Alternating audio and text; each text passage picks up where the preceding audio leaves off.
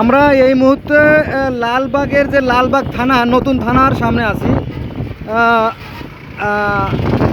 থানাটা আমার সামনে পড়বে একটু পরেই।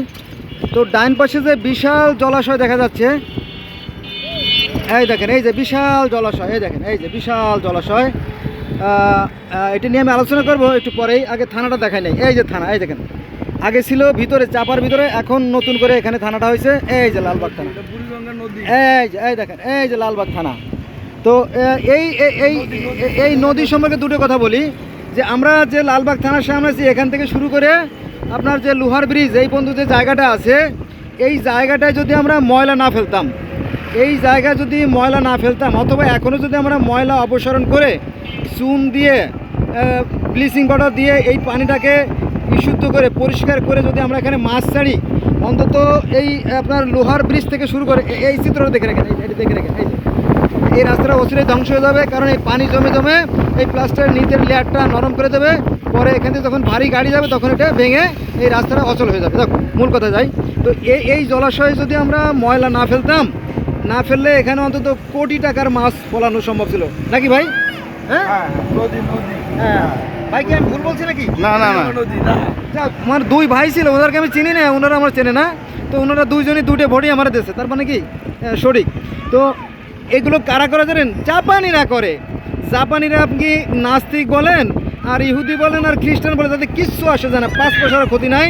তারা খুবই বিনয়ী, জাপানিরা খুবই বিনয়ী ভদ্র, এবং তারা এইভাবে দেখেন ময়লা রাখা হয়েছে রাস্তার পার।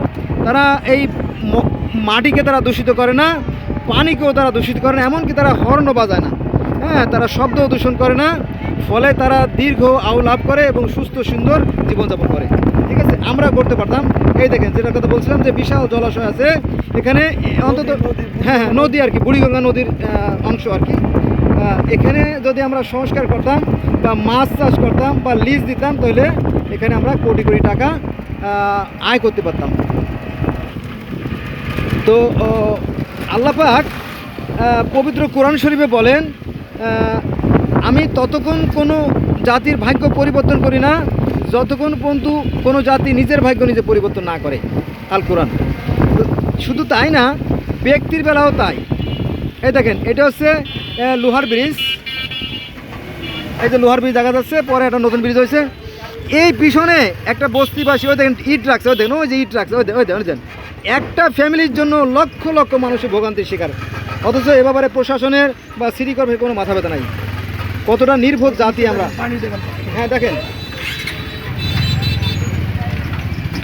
এই পানি, হ্যাঁ এই যে এখানে ইট রাখছে একটা বস্তিবাসীরা, ওরা ইট বিক্রি করে। দেখেন ওই যে ইট দেখা যাচ্ছে, এই একটা ফ্যামিলির জন্য লক্ষ লক্ষ মানুষ ভোগান্তি হতে পারে।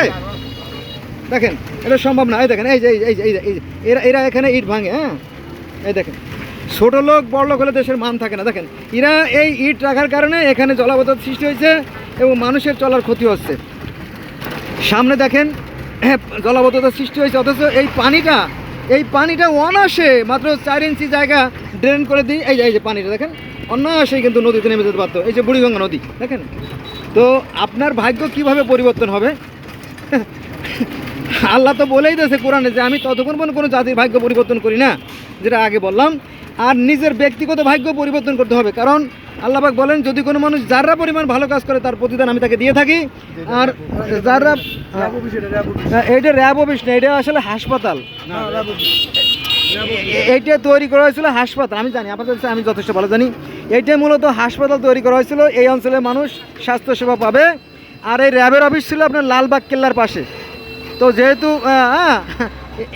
এই হাসপাতালটাকে র্যাবের অফিস তৈরি করা হয়েছে, আমি জানি, এখানে আমি দীর্ঘদিন ছিলাম, আমি জানি আর কি। আর এখানে র্যাবের যে প্রধান ছিল ওনার নাম আছে ভুলে গেলাম, আমার ভুলে গেছে আর কি, নামটা ভুলে গেছে। এই দেখেন এই যে রাস্তাগুলো, এই রাস্তাগুলো দেখেন গর্ত হয়ে গেছে এবং এখানে প্রায় দুর্ঘটনা ঘটছে। এখানে পানি জমে আছে, এখানে গর্ত সৃষ্টি হয়েছে, অথচ পাশে নদী। এখানে যুক্তিসঙ্গত কোনো কারণ নাই পানি জমার।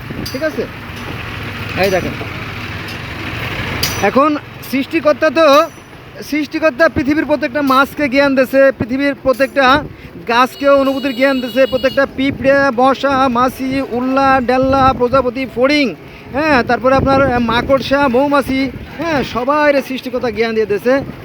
আর মানুষকে বেশি পরিমাণ জ্ঞান দিয়েছে, কিন্তু দিলে কী হবে, সে তো আর কাজে লাগায় না।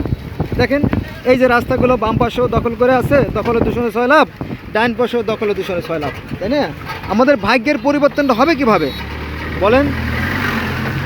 এই যে ময়লা, ডাইন পাশে ময়লা দেখছেন, এই যে ময়লা, এই যে ময়লা, এই ময়লাগুলো দেখেন প্রতিনিয়ত গাড়ির চাকায় পিষ্ট হয়ে আমাদের কলিজার মধ্যে ঢুকছে। আমি করি আর